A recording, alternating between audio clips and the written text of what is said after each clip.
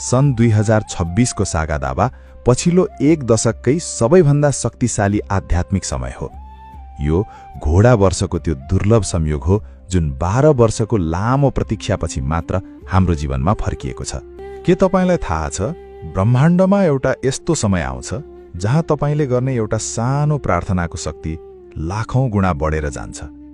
एउटा यस्तो महिना जहाँ तपाईले कसैलाई दिएको एउटा सानो मुस्कान वा एउटा सानो दानले तपाईको 7 जन्मको कर्मको हिसाब फेर्न सक्छ।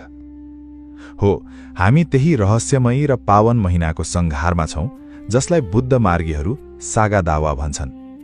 तर पर्खनुहोस्, यदि तपाईलाई लाग्छ कि यो हरेक वर्ष आउने सामान्य महिना मात्र हो भने तपाई झुक्किदै हुनुहुन्छ, किनकि यो वर्ष अर्थात् यो वर्षको सागा दावामा गरिएको एउटै पुण्यको फल अन्य वर्षको तुलनामा 13 गुणा बढी शक्तिशाली हुन्छ।